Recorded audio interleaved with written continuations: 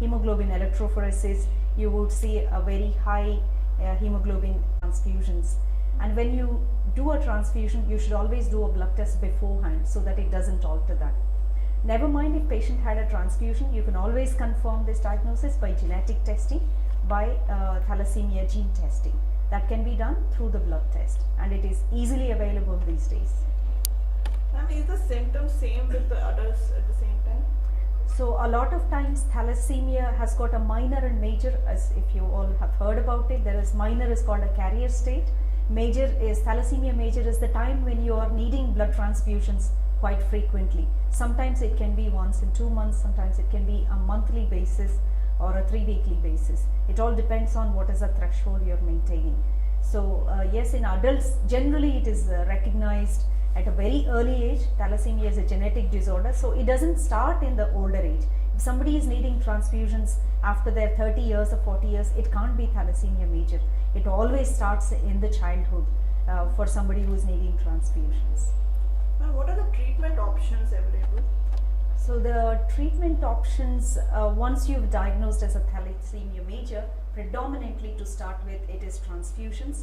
In a child who is confirmed as a thalassemia major, one is by doing a blood test we just spoke about, and genetic testing, and sometimes it's good to do a parental blood test. So you would see that both the parents are carriers, and that's how the child has got the faulty gene from both the parents and developed a thalassemia major.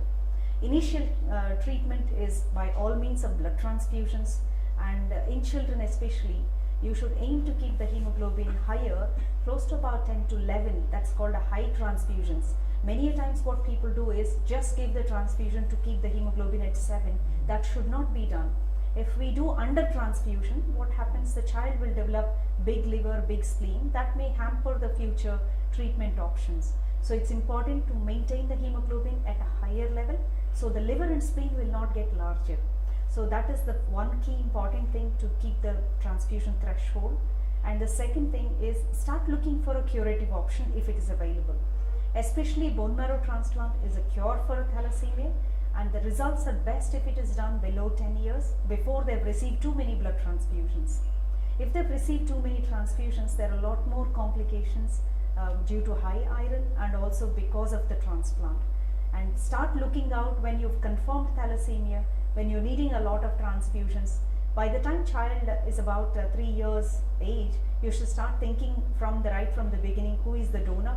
Is there a sibling is the first thing. The child has got sibling brothers and sisters. We are doing a blood test called HLA typing to see if there is a potential match donor. If the sibling is 10 by 10 match, so you've identified a donor and you're just finding the right time to transplant that patient.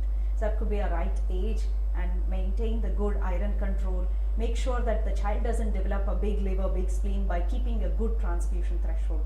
And at another very key important thing is to maintain a safe transfusion. Giving blood is something very simple, and it has a wide spectrum of the changes it has happened over the number of years.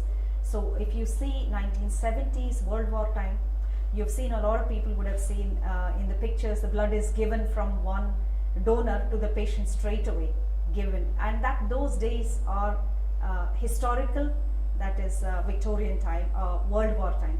Things have moved on from using the glass bottles to plastic bags, the collection, how it is done, and now we no longer do a live transfusion. So you never collect the blood from one person and give it to the other. So you collect, you store, you process it, and then transfuse. And the blood is divided into different components. We don't give whole blood now, so we should avoid giving whole blood. Blood is always divided into 3 different parts. Only the particular red cells is a problem for the patient. You would transfuse PRBC, that is pure red blood cells. It is also called a packed red cells. So it should never be a full bag. What they do in the lab is they invert the bag and keep it for some time. You see there is a sedimentation of the red cells underneath, and there is a bit of a fluid on top. What the lab does is, in a very sealed, sterile way, they take off the top layer and just give the bottom one. It's called a pure red cells. And when you give the blood transfusion, it should be tested for all the virus like hepatitis B, hepatitis C, HIV, because this child is going to receive regular transfusions. And the donor safety is very, the donor who gives the blood, we need to look at the screening process, And again, in the screening, there are a lot of ways you can do it. You may have heard the card testing. You do the blood drop on a card test and you see, like a pregnancy test, you get the mark whether they're positive or negative. It's for one-off testing from a known donor, it's fine. But if you're receiving regular transfusions, ideally you should aim to get a NAT testing, that is a nucleic acid testing. It is a high-end testing to look at the hepatitis B, which is the commonest one in these children. The reason for that is, if suppose a donor is exposed to hepatitis, you can test them by this new means. You can detect a very low level of this virus. So packed red cells to be given, a good viral testing, and the red cells have to be leukodepleted. All the blood should go through a filter where you filter out the white cells and then give it. So these are the measures while looking at the safe blood. And the second thing, blood should not be given at home. We have heard people collecting blood from the blood banks, giving it at home by a nurse or RMPs. So you should avoid that. Anytime blood can have a reactions and it could be life-threatening. Second thing, when you keep giving blood, people can have a high iron content in the blood. So it's called iron overload, and that has to be started with a treatment. We check a blood test called ferritin. That will tell us how much iron is there. Roughly speaking, when a child receives more than 10 bags of blood, the ferritin levels will go more than 1,000. That's the time you should start medications to reduce the iron content in the blood. Why is it so important to have normal level of iron content? Because high iron content over the period of time, it damages the heart, it damages the liver, it damages the pancreas and the bone growth. So, one might think, why should you go for a curative treatment of transplant? Why not just keep giving blood? And yes, you can give blood every 3 weeks, but the main problem is iron overload. And when you have iron overload, these organs are going to be affected over a period of time. And when somebody who's on regular blood transfusions, they're roughly at this time in era, their lifespan is about 40 years. By then they would develop either diabetes, liver impairments, or viral infections, hepatitis B, liver issues, or cardiac problems due to the iron overload. And their growth is very important, especially in children with a thalassemia. This high iron load can have an impairment of growth. So it's important, yearly basis, children should be screened for their growth charts and curve whether its growth is going in an expected way, are they developing any anomalies, and are they reaching puberty. Once they've attained, about the girls attaining about 13-14 years, they should start their menstrual periods, their growth should be good. So it is very important to look at the overview of all these. Early transplant, preventing iron overload complications, having a good organ support, looking out for all these problems, bone scans to prevent osteoporosis, these are the measures one should take. Ma'am, thank you so much. That was quite a detailed information you have given. You have spoken about treatment, about like bone marrow transplant. You said that 10 on 10 match for HLA will work out. If not 10 on 10, what's the next option, ma'am? So, very good question you've asked. At this point in time, generally for any disease like a cancerous disease, if we don't have a match, we look for alternative donors in the registry, like Indian registry or a worldwide registry. If we have a 10 by 10 match available in unrelated donor registries, we would go ahead with the transplant. But if we don't have, otherwise we would go for a half match transplant. In thalassemia, generally we refrain from doing a half match because evidence is not that great. The complications are slightly higher. The younger the child, the better the transplant outcome. The full match, the better the transplant outcome. We now receive a lot of older patients, 25, 30 years, asking for a half match transplant. So kind of you miss the boat at the time when you could have a transplant. So it's important to start looking for a curative option, whether it's available or not. What are the options for you for a long term, for every child, very early on. It's important. Ma'am, you have spoken about symptoms, you have spoken about diagnosis, treatment and complications. Let's talk about myths, ma'am. A lot of people have a lot of myths. The common thing, thalassemia not detected until birth of a child. Is it true, ma'am? So you can detect the thalassemia very early on, but you need to have a good screening program.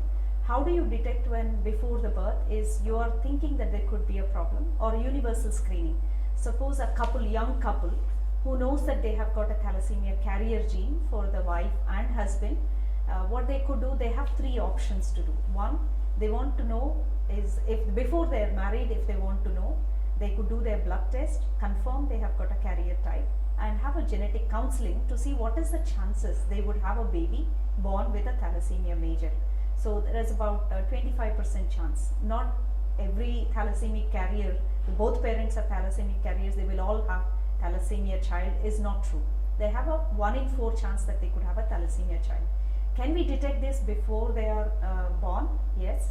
When the child is in utero, there are a couple of things you can do. You can send the amniotic fluid for testing, for a DNA testing. They look at the fetal cell in that fluid and see that cell has got that particular genetic abnormality. That's one way of doing. But if you are further on pregnancy, you can do something called a chorionic villus biopsy, CV, chorionic villus biopsy, and from that you can confirm. There are recent modalities where you could test the mother's blood and look at the cell-free DNA. So you could find a fetal DNA in the maternal blood, and very early on you can detect whether baby has thalassemia. But when you're doing this, before you do this, you need to have a thought process. If you did find that child, a lady is carrying, had a thalassemia major, is you're thinking about aborting it, only then you should do the testing. Otherwise, it is unnecessary to do the test. It's always good to prevent before people go for IVF treatment and choose the embryo which didn't have a thalassemia. That's one way of doing. Some people find it difficult because you're choosing a child which is not ethically right. But you could go for these when the baby is inside the uterus, look at all these options so you can diagnose before the child is born. And many say that thalassemia carriers should not get married. So it's not true. I think we have answered this question. If one carrier, if they get married to a normal person, suppose a lady is a carrier and husband is not a carrier and he's completely normal, there is no problem at all. They can get married. There is no concern. They should not do any genetic testing. They have a 50% of child born with a carrier state like mom, but they will have a normal life. They should not worry about it. But if both of them are carriers, as we just spoke, about 1 in 4 chance they could have a child with a thalassemia major, they should go for a genetic counseling and discuss the options what they have before they're conceived and after they've conceived, how to test for and what is the plan if they did find out. Now this testing what you're talking about, amniotic fluid and all, which month is better? I mean, if she's pregnant, is it like they have to do it before 3 months of pregnancy or 4 months of pregnancy? How should they go about it? Suppose, as we just said, if they did find out whether they're planning to abort the child, it's MTP, it's called medical termination of pregnancy. It is only allowed at a certain point of time. Earlier we diagnose it's better, before 12 weeks is always ideal. We don't want to abort a child after it's fully grown. So it's important to start thinking about it before you conceive, to have a genetic counseling and start doing this test very early on. Between 9 to 10 weeks, before 12 weeks is ideal. Okay, ma'am. Is there any, they say that there is no cure for thalassemia, ma'am. That's wrong to say there is no cure. Potential cure, there are options now. A bone marrow transplant is a potential cure. Of course, it is not possible for patients who don't have a donor, for all of them. And one, monetary wise, it is a little bit of expensive treatment. But we have a future therapies available now. A lot of them could potentially cure the genetic disease. There are 2 new treatments available in thalassemia if we want to talk about. There is something called luspatate. This is a new drug which is available. It is given as a subcut injection once in 3 weeks. It is very expensive. It is only FDA approved in 2019-2020 time. And that reduces the transfusion dependency by about 1/3. Suppose if you are needing blood transfusions sort of every 2 weeks, that may move on to about 4 to 6 weeks. That would happen roughly about 1/4 of patients by taking this drug. So that's some kind of help for these patients who can't have the transplant option, who have no donor. This is one option. The second option is a gene therapy. And the good thing about gene therapy is this can be adopted not just in children, this can be adopted when they're grown into adulthood. So this is a new treatment. The trials, clinical trials are going on. Lots of clinical trials are going in US and Europe. I'm sure this treatment will come closer. This is quite similar to CAR T cell therapy. They take a viral vector and introduce a gene to overcome this faulty gene and to have a better red cell production. So the gene therapy is on the platform. It would soon come, and there would be no age bar. Even people with 20 to 30 years would be able to go for this treatment. But that's the future. Ma'am, can you tell us detail about CAR-T and how soon are we going to plan and start in Apollo? So I think CAR-T is, we've been talking a lot about it for the last, I would say about last 8 years we've been talking about it. But it is a real life treatment now in NHS, National Health Service in UK. It is astonishing to see the results in these cancer patients, especially who are not responding to chemotherapy. And a lot of age groups, even older age groups, are able to go through this treatment. Of course, currently it is very expensive, but every treatment when it is new, it starts at a level and it's not affordable, not reachable to many. But soon the replicas are formed and these treatments are available. At this current age, I'm very optimistic within the next 5 to 6 years, we would start to see this as a real-time process in India, and to be very easily reachable for a common man. It may take few more years, but it has started, and the momentum is cascading. Multiple companies and projects are going on to establish this cutting-edge therapy. Thank you so much, ma'am. We'll be waiting that the CAR-T comes as soon as possible. We have a question from our audience, ma'am. So just to correct you, we don't call this as a CAR-T for a thalassemia, we call this as a gene therapy, but the process is almost the same. Sure. Okay, ma'am. We have a question from the audience, ma'am. How to detect or predict thalassemia? That's a very good question. If we look roughly in India, we have 1.5 lakh of thalassemia burden. If you take every year in India, 10,000 to 15,000 children are born with thalassemia. And if we look at how these children are born, we just spoke about a gene carrier state in both the mom and dad. And about 3 to 4% of our general population are carrying this faulty gene. In a large country like us, it's a lot of people who are carrying this gene.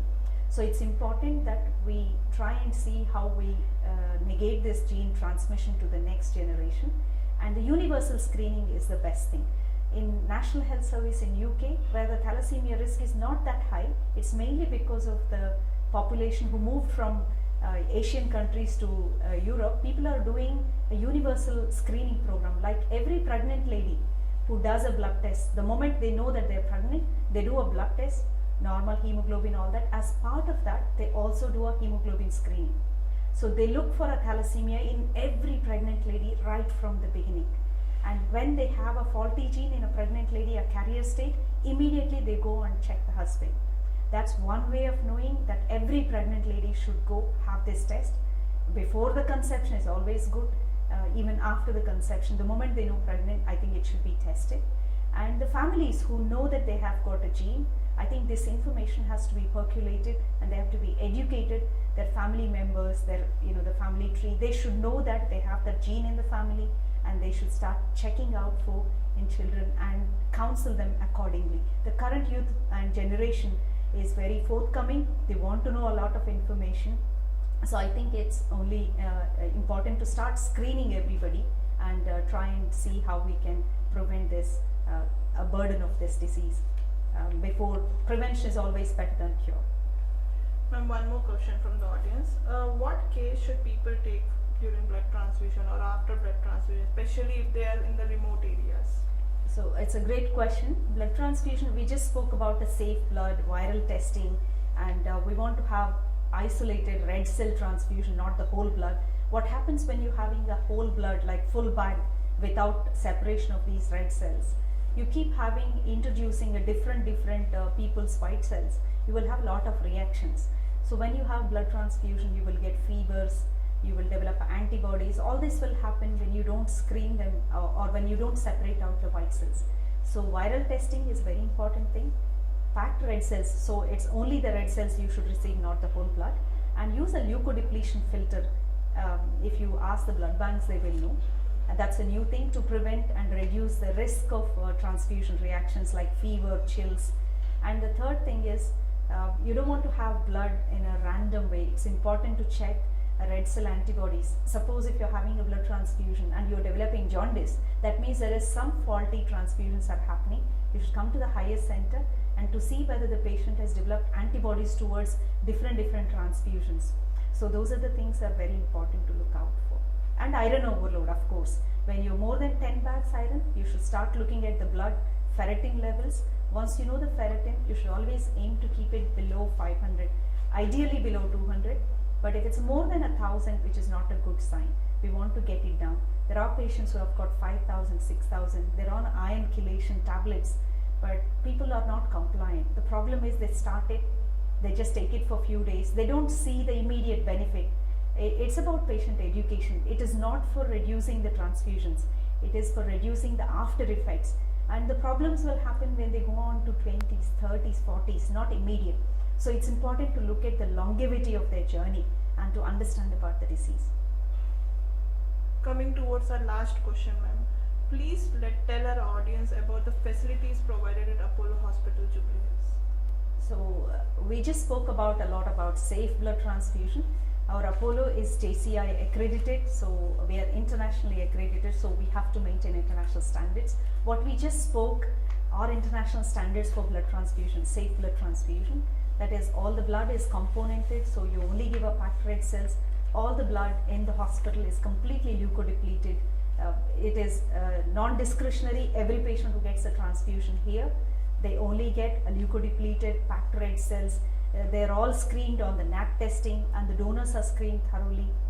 And we watch out for any transfusion reactions.